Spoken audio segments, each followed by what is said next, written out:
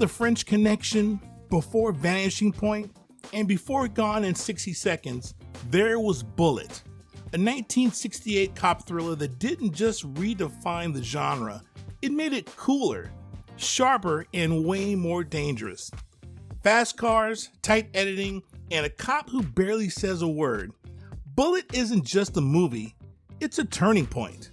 A cool, calculated thriller that introduced a new kind of hero and one of the greatest car chases in film history.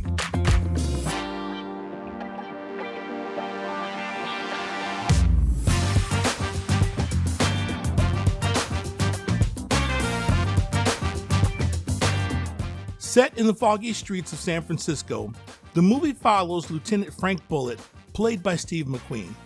He's assigned to guard a mob witness who's set to testify in a big-time Senate subcommittee hearing, thanks to pressure from an ambitious politician named Chalmers, played by Robert Vaughn.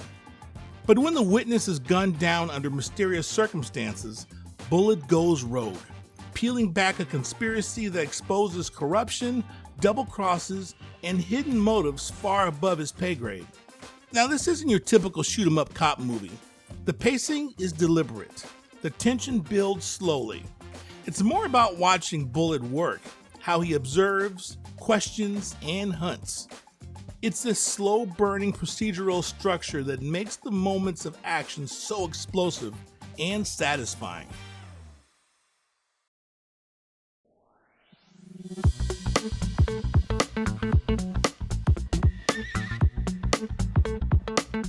As far as leading roles go, Steve McQueen is the coolest. He doesn't perform like an actor. This dude moves like a panther in human skin. Quiet, observant, dangerous when cornered. He's a man of few words and hard choices.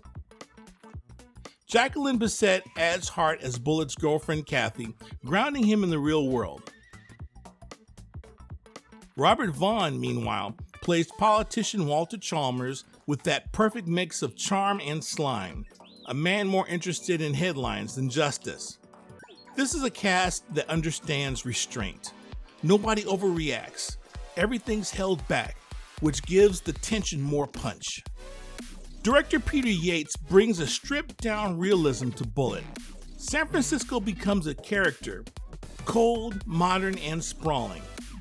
Yates uses natural light, long takes, and real locations. There's no gloss here. It's all grime and glass.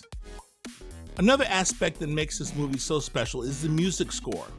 Lalo Schifrin's score is jazz-infused minimalism, playing just under the surface, letting moments breathe instead of drowning them in sound.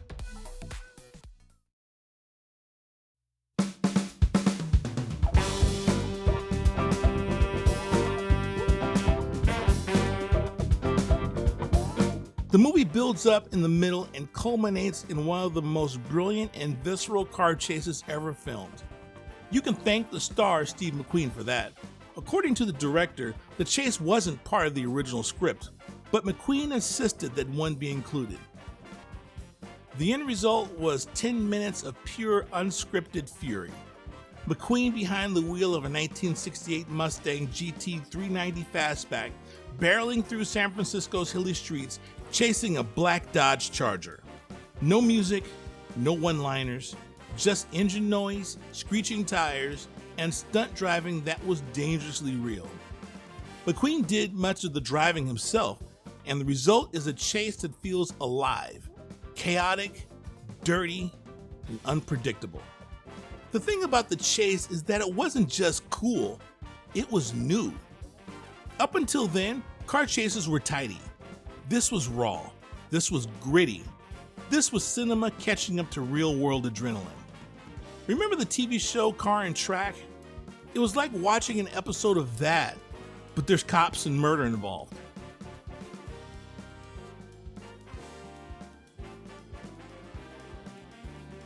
They chose each particular car with the chase in mind. McQueen and Yates decided on the '68 Mustang GT for McQueen. Warner Brothers purchased two Highland Green Mustang GTs equipped with a 390 big block and top loader 4-speed. Both cars were identically equipped and had sequential VINs ending in 558 and 559. The 558 car was modified for stunt driving with suspension upgrades and mods to help the car survive jumps on the hilly streets of San Francisco, while the 559 car would be the hero car. Both cars were used in the chase sequence though. Both cars were debadged, received a set of American Racing torque thrust wheels, and a transmission swap from the top loader to a Borg-Warner 4-speed and Borg-Warner clutch. In choosing a car for the bad guys, they originally started with Ford Galaxies, but the cars proved too heavy for the type of driving they needed. According to StreetMuscleMag.com, the movie's vehicle supervisor, Max Balchowski, thought it a good idea to pit two competing muscle cars against each other and decided on the 68 Charger. Looking back, that was the perfect choice. You want a bad guy car? Get a second-gen Charger, black. Warner Brothers sent famed stunt driver Bill Hickman to the Dodge dealership to purchase two Chargers, a yellow 440 RT with black interior and a 4-speed manual, and a medium blue non-RT with black interior that was believed to have had a 383 and TorqueFlite automatic. Yeah, a 383 car. I believe that the rumors that both Chargers were 440 cars, since the surviving car was a 440. Now, I understand that I could be wrong about this, but I'm sticking to my story. Now, both cars were painted black to give them that sinister bad guy look. Strangely enough, the 440 car ended up being the camera car, while the 383 car was pushed into service as a stunt car because the stunt drivers felt that it was a more balanced driver than the 440. According to Balchowski, the 383 car had its torsion bars and control arms strengthened and the addition of heavy-duty shocks to survive the San Francisco streets. The rear leaf springs were switched out for a pair of high-rate units that were flat, causing the car to ride lower than stock. Neither of the engines saw hardly any modifications, except for longevity's sake. The chase lasted for 10 minutes 53 seconds. It started out as the bad guys in the Charger following Bullitt, but being the smart detective he is, he turned the tables and ended up following the bad guys instead. Total killer move. Even the way the chase kicks off is legendary. At first, the bad guys played cool, but once the seatbelts get buckled, all hell breaks loose as the Charger takes off through traffic without warning. From then on, it's full tilt Mustang versus Charger. No music, no dialogue, just engines roaring, tires screeching, and gears shifting. Oh, and hubcaps flying. Keen eyes saw that the Charger lost a total of 5 hubcaps, but some may actually count 6 hubcaps. But however, that third cap was actually another angle of the second cap letting loose. Stunt driving duties for the Mustang were McQueen for the close-ups, as he was a world-class race car driver on his own, Kerry Lofton, Bud Eakins, and Lauren Janes. The Charger, as mentioned before, was driven by the one and only Bill Hickman, who also played one of the bad guys. The director called for a maximum speed of around 80 miles an hour, but they actually reached speeds of over 110. The chase ended in the 383 Charger crashing into a gas station. The stunt was achieved by the Mustang towing the Charger and releasing it to the gas station, and that's where the remaining hubcaps flew off. In the end, the Charger was a total loss, and you can see where the 558 car broke a spindle. Filming took a total of 3 weeks.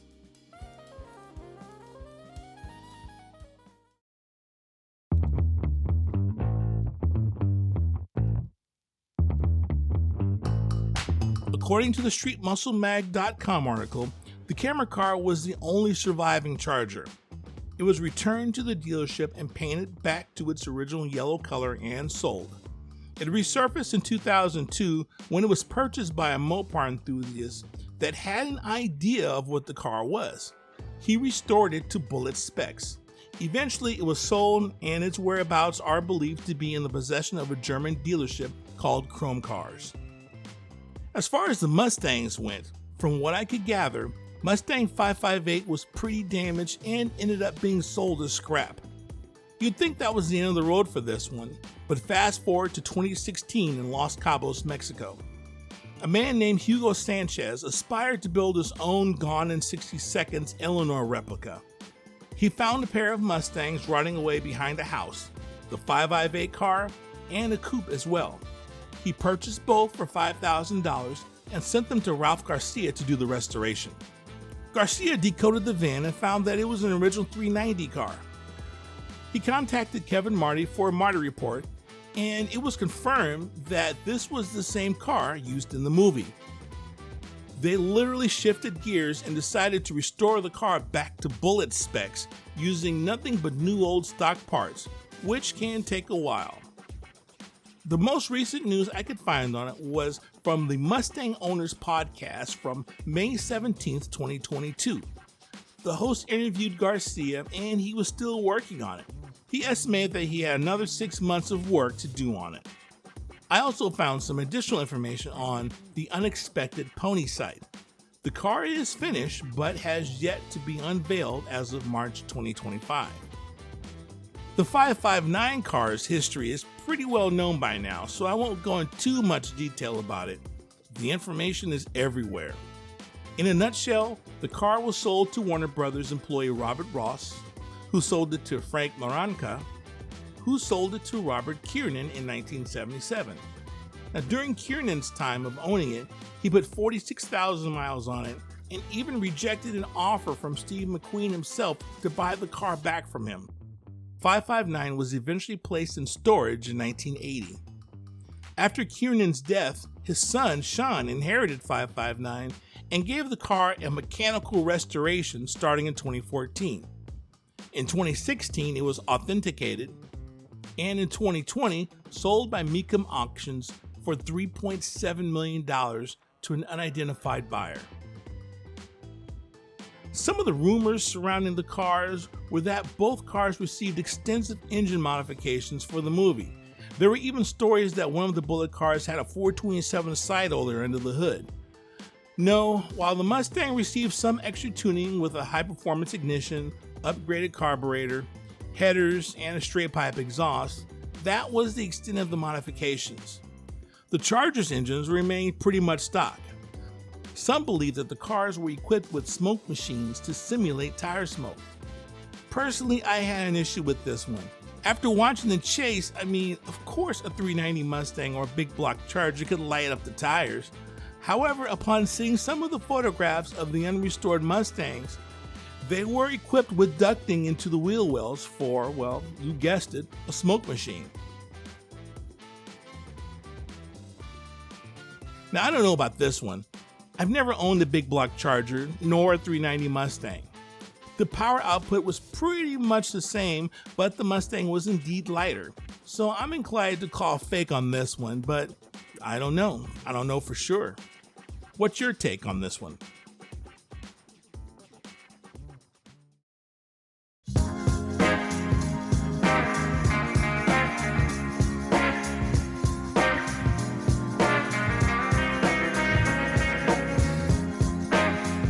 When Bullitt opened in 1968, it wasn't just a hit, it was a statement.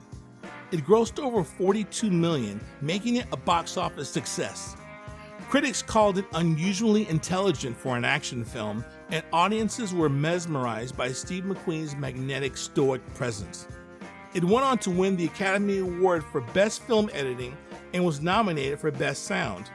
But more importantly, it influenced everything that came after it. Police thrillers, car chases, even how Hollywood shot on location in cities. It's inspired no less than 3 officially licensed Mustangs by Ford. And you can build your own if you have your own Mustang Fastback with a green paint job and torque thrust wheels. Overall, the movie works. McQueen's understated stoic performance as Frank Bullitt set a new standard for the cool cop archetype. His presence is magnetic, without needing lengthy monologues. The car chase is like none other. It's raw, real, and revolutionary for its time. Filmed on location with no music, shaky in all the right ways, and with real stunt driving, it's still one of the greatest chase scenes ever. Remember, the film is actually an action thriller from the 1960s. With slow pacing, the film lets moments breathe. There's silence, space. It feels more real and less scripted. Great for viewers who enjoy deliberate, tension-building storytelling. Also, don't forget that the film won an Oscar for editing. The action feels chaotic yet coherent, especially in the chase scene. The sound design, especially the tire squeals, engine noises, and silences, is superb. And just a quick side note, a lot of the engine sounds were dubbed in later post-production. Now, while the pacing is slow and deliberate, it can drag at times. Many of us are used to action films like the Fast and Furious or the Bad Boys franchise, so those expecting a traditional fast-paced action film might find Bullitt too slow or uneventful, especially in the middle acts. Now, outside of Bullitt and Chalmers, most of the characters, especially Kathy, don't get much depth or screen time. Also, the plot has a few twists involving the witness and a fake identity that aren't always clearly explained. It can feel muddled without careful attention. So is Bullitt worth watching today? Absolutely, but know what you're getting. This is not one of those movies you want to invite a whole group of friends over and have a viewing. I mean, maybe share the chase scene with your friends, but it might be a pretty dull night to watch the whole movie. It's not a bad movie. It's not wall-to-wall action. It's a slow burn storytelling with moments of explosive release. It's more about tension than spectacle, more brains than bullets. The first half is a setup for the chase scene, and then the second half deals with the consequences. It's cool, it's smart, and it's the kind of film that rewards patience. And that Mustang, still the most badass movie car of all time. That's our full deep dive into Bullitt. Have you seen it? Love it? Hate it? Or just here for the car chase? Let me know in the comments. If you enjoyed this breakdown, be sure to like, share, and subscribe if you want to binge some good automotive content. And stay on the lookout for another installment of Cult Classic Car Flicks. Thanks for watching. Take care.